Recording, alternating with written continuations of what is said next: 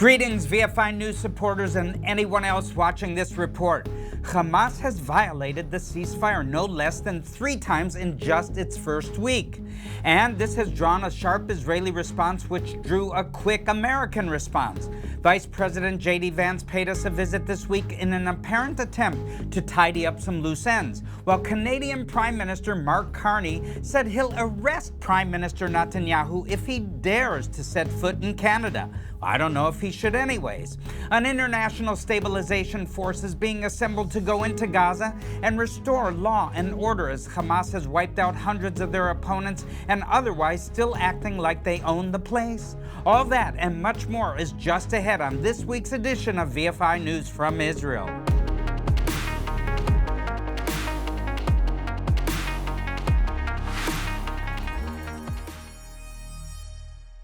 Well, friends, let's start this week's report with the most deadly Hamas attack in Rafah on Sunday.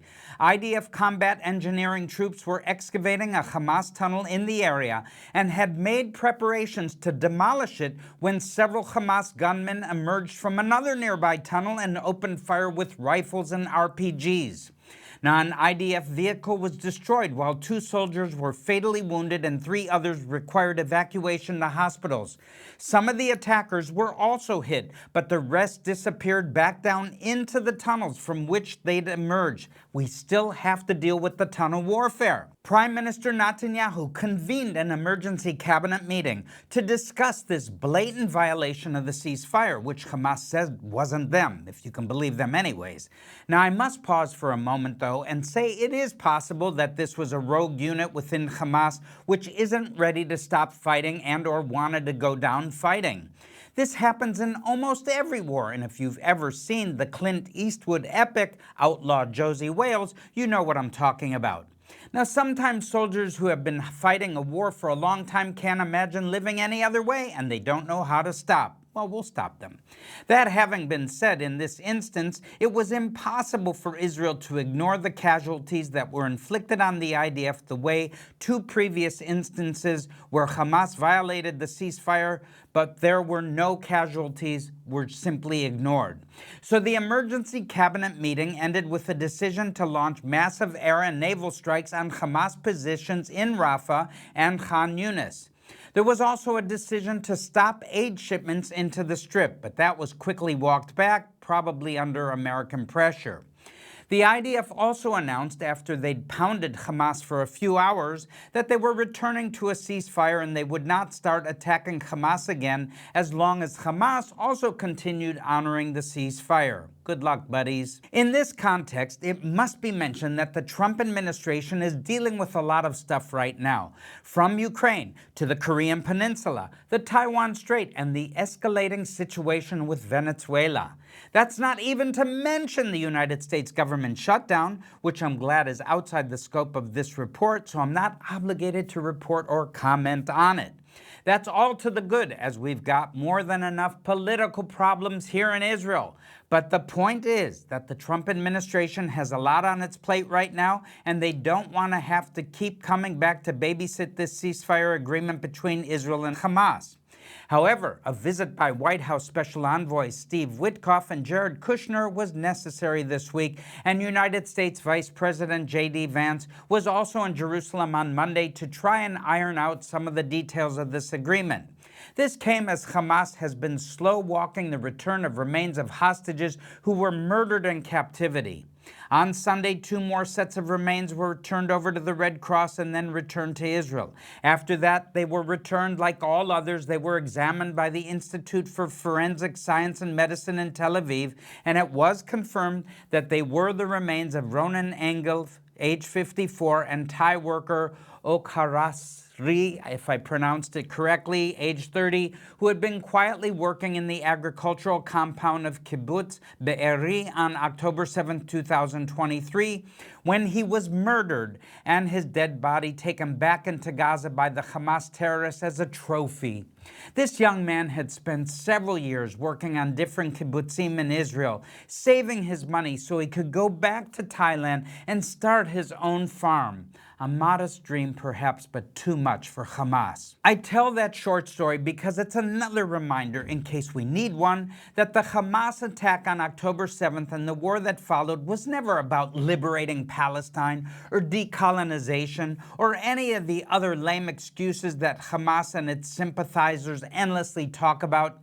It was simply an outburst of hate, of rage, of terror, of jihadism, of murder, of barbarism, a manifestation in the natural realm of the evil that exists in the spiritual demonic realms. I must tell you that prophetic passages of Scripture tell us that as this age draws to an end, we can expect to see the demonic realm breaking through into the natural physical world more and more. That's a good reason to be in prayer in case you need one. Pray for yourself and your loved ones to be protected from these demonic spiritual forces, and pray for protection for Israel and the church that believes in God's purposes for Israel and the nation of Israel, which are not the same thing, by the way, but they are both things that Satan hates. He knows his time is short, and he wants to cause as much pain and suffering as he can to the people whom God loves before his time is up. The way to push back is in prayer, and the Bible gives us some clear instructions about this. Now, getting back to the news, Hamas has said it is doing its best to track down, recover, and release the remains of all the hostages who were slain in captivity. And special envoys Steve Witkoff and Jared Kushner say they think Hamas is doing its best. But Israel has given the mediators the coordinates where they believe several more sets of remains are, and special teams from Egypt and Turkey have arrived in the Strip with special equipment to try and use these coordinates to look for those remains. And we'll have to see what happens. So far, 13 sets of remains have been turned over to Israel and positively identified, leaving 15 which have not been recovered. It's an excruciating ordeal for their families, so please continue to pray for them as well. And hopefully by the time you see this, many more have been returned. Now, there's other more subtle ways that Hamas is violating this ceasefire, including by refusing to disarm and engaging in grisly mass executions of their domestic opponents. This includes hundreds of members of clans and even some street gangs which expressed a desire for someone else to rule in the Strip, and in some cases even took up arms against Hamas. Hamas has been rounding up these people and publicly massacring them. There are dozens of videos of these mass public executions circulating on the internet. I'm sure you've already seen some of them, and so have the millions of people all over the world who have been marching in the streets for the past 2 years demanding justice for Palestine and chanting from the river to the sea, Palestine will be free, and so on and so forth. These protesters say they were very upset about the way innocent Palestinians were being subjected to a genocide by Israel. But now, there is undeniable proof that Palestinians are being murdered by Hamas. They seem to have nothing to say at all. Be that as it may, and I think it's a point we'll be revisiting in the future, the statements by Hamas that they will not disarm and have no intention of handing over power in the Strip to anyone else have also aroused the annoyance of President Trump. He has declared several times this past week that Hamas will disarm, or the U.S. will disarm them violently if necessary. President Trump has also warned Hamas to stop executing their domestic opponents, although at this point I'm not sure if that helps much because most of the people in Gaza who were willing to stand up to Hamas are already probably gone. If there's any left, Hamas can easily stop with the public executions, which everyone can film and post to the internet, and just start offing people in tunnels or wherever they want to. But the bottom line is that Hamas is not acting like it lost this war, and they're certainly not acting like they think they made any mistakes and might need to do something different in the future. Two other groups that are not acting like they've been defeated and might need to do something different in the future is Hezbollah in Lebanon and their Iranian backers. You could add the Houthis in Yemen to that list as well, as they seem to have attacked a fuel oil tanker in the Gulf of Aden this past week, leaving it adrift and on fire after the crew abandoned ship. In a twist to this story, the tanker might have been part of Iran's shadow fleet of tankers, which the Ayatollah regime uses to smuggle oil around the world in an effort to evade sanctions. But in any case, the Houthis are trying to play innocent, like they don't have a history of attacking civilian merchant ships and tankers as they sail in international waters off of Yemen's coast. It's a strange situation that could cause a serious ecological disaster if the ship explodes or sinks. The Houthis have lost a lot of their leadership and other assets to Israeli and American airstrikes in the last 2 years. And Yemen has millions of people who are in famine or near famine conditions, while disease, epidemics, and poor infrastructure endanger millions more. But the Houthis care nothing for their people. They're just obsessed with hatred for Israel, and once again, this is likely a manifestation of that demonic hatred I mentioned earlier. Now, getting back to Hezbollah in Iran, there is evidence that the Revolutionary Guard Corps are doing everything they can to smuggle money, weapons, and ammunition to Hezbollah in an effort to rehabilitate them and allow them to continue being a menace to Israel's northern border region. Israel is keeping a close eye on these developments and continuing to hit Hezbollah operatives and equipment whenever they show up south of the Litani River. However, we know that even after the pounding they took last fall, Hezbollah retains a large arsenal of long-range rockets and missiles and is actively trying to recruit and train new operatives to be ready to attack Israel again in the future. Between that, the lingering threat from the Houthis, and the longer-term threat from Iran, as well as the less obvious but looming threat of a conflict with Turkey, means Israel will need to remain on alert for a long time. It also means that Israelis will need to prepare for more days of violence and hardship ahead. That is why here at Vision for Israel, we're continuing our project to supply bomb safety shelters to communities all over the country, particularly across the northern and southern borders. We're also continuing to supply gear, equipment, and training to first responders, including medical teams, firefighting crews, community staff, and even the police. So please watch this short video about how you can be part of this very important project, and don't forget to go to our website, visionforisrael.com.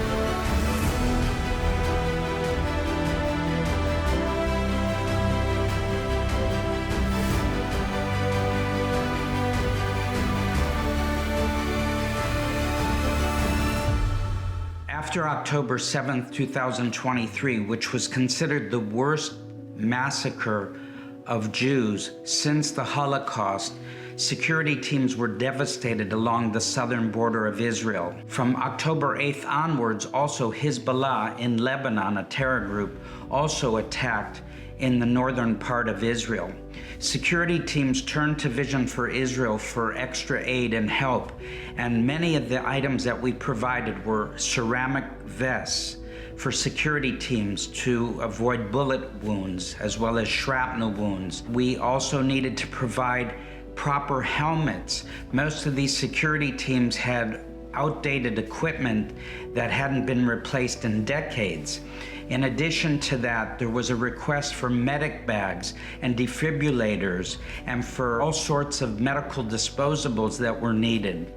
Then as a result of these rocket attacks, also fires were erupting, and so we were requested to provide firefighting equipment and generators and protective clothing in order to put out these fires. And so Vision for Israel is very happy to come alongside the civilian security teams, the community security teams. We even bought a new police vehicle for one of the southern cities and dedicated it together with the mayor. It was in the city of Sderot, which was badly hit during the first days of the war. And the requests keep coming in, and we will continue to keep providing.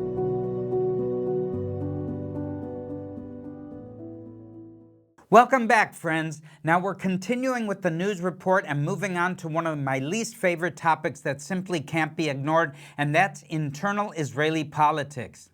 Now that the hostages have been returned and the war is essentially over, so they say, the knives are coming out and everyone is clamoring for this government to be toppled and new elections as soon as possible. The battles are also beginning to be fought over how this war will be remembered, with Prime Minister Netanyahu getting an early victory this week when the government voted to name this conflict the War of Revival. What a name, the War of Revival. That is apparently how it will be named in history textbooks going forward.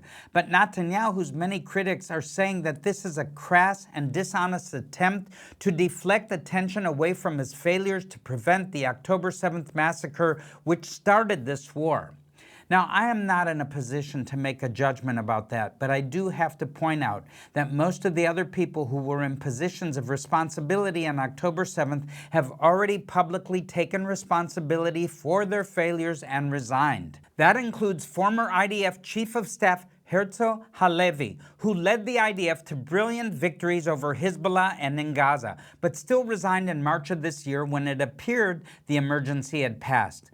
I would add a footnote that General Halevi can also take some credit for the amazing Israeli victory over Iran in the 12-day war, since the plans for that campaign and the pilots and aircraft which executed it were all prepared and trained under his supervision. However, he remained publicly silent during the 12-day war and has kept quiet ever since. I mention that because Netanyahu is loudly and publicly taking credit for saving Israel from an Iranian nuclear strike, which I don't disagree with. He's entitled to some credit for that. But so are a lot of other people, and they're not using the credit they deserve for that, deflecting from taking responsibility from their failures. I will say no more about this except to put my mercy hat back on for a moment and remind everyone that we are commanded in 1 Timothy chapter 2 verses 1 to 2 to pray for those in positions of authority. The people in positions of authority in Israel today need a lot of prayer, friends. Even as we were preparing this report, an update came about how the Knesset seems to be taking a break from trying to decide who to blame for the failures of October 7th and is instead taking up the issue of whether or not ultra-Orthodox men should be drafted into the IDF like everyone else is. This issue has been around for a long time, and this past week there were even large demonstrations in New York City about it. I guess the Orthodox Jewish residents of New York City have nothing better to get upset about days ahead of the mayoral election there, which a viciously anti-Israel Democratic Socialistic candidate is poised to win. Getting back to Israeli politics, it also seems very strange to me that the people in the Knesset are spending all their time and energy on these kinds of issues and so little, if any, time and energy on taking care of what matters most to literally millions of ordinary Israeli people. Burning issues like, how will I pay rent this next month? And how will I afford groceries this week? And how will I pay for activity fees at my child's school? And so on and so forth. Now, I've lived in Israel most of my life, and I've seen some hard times here, but I've never seen so many people having so many financial difficulties, which are causing emotional difficulties and which together are putting enormous pressures on families. This is on top of all the pressure on so many families, which came as a result of the long months many men and some women had to be mobilized into the IDF reserves. Many of them are suffering additional strain from what we used to call combat fatigue, which is not exactly the same thing as PTSD or post-traumatic stress disorder, but it's related. By the way, plenty of civilians in Israel also have PTSD symptoms these days because this war has come home to almost everyone in the form of rocket attacks, forced evacuations, etc., to say nothing of the collective trauma we're all suffering from because of the attack of October 7th and the taking of the hostages. I'm sorry if I'm sounding kind of bitter and cynical, but watching the Knesset argue about ultra-Orthodox conscription and trying to topple the coalition while this large and escalating crisis is hitting millions of ordinary Israelis right where they live is very difficult. Once again, I will ask you to pray for these leaders to have wisdom, to open their eyes and to see what's literally right in front of them, and to make a serious effort to address some of these bread and butter issues that are affecting so many people in Israel. So if you can do more than pray, Vision for Israel is working day and night to provide some relief to Israelis in financial distress. And once again, we've never been busier than we are right now. The needs are great, and we'd like to do so much more to help out. So please watch this short video about how you can be part of a blessing.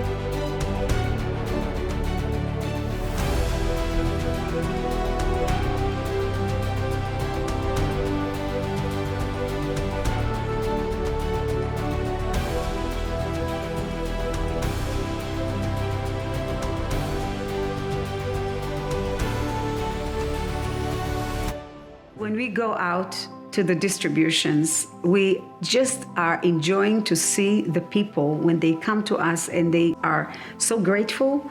It's one thing to look at lists of names and all the people coming, but when we see them and when they come and when they sit there and then they meet us, we get to talk to them, we get to learn about their families and their needs beyond what we're giving them. That is the greatest expression of our faith in God and who Yeshua is for us, because if it wasn't for him being the provider for this organization, we wouldn't have what we have to give out. And the greatest of this is to give it with love. And that is our logo, that is our motto, to do it joyfully, to do it with love. We always like when we come together, the staff, make sure that when you go, you're cheering them up. It's not just the giving of the voucher, it's the giving of the spirit, to lift them up spiritually, to let them know that there are people behind them, that the support that we give is not just money, but it's much more than that. And you know, that is our prayer, is for the spiritual and the physical restoration for our people. We've now provided over 300,000 brand new school packs with their supplies inside for school children of all ages, but particularly the first and second grades. I just love it when we distribute and when a little child comes up and just hugs you on the leg or gives you a big hug and says thank you. And sometimes they may even have a runny nose. I think it's like one of the cutest things. It melts my heart so much.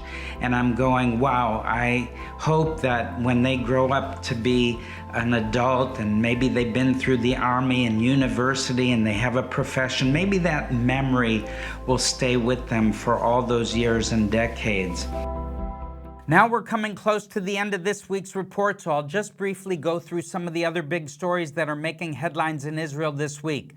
To start, the ceasefire in Gaza has resulted in a slight easing of some of the diplomatic isolation that Israel was suffering from in the last several months. That includes the EU, the European Union, quietly dropping plans to impose economic sanctions on Israel and a resumption of talk about Saudi Arabia and Indonesia joining the Abraham Accords. However, like I said before about the soldiers who sometimes don't know how to stop when a war ends, there are also some anti-Israel politicians who don't know how to stop.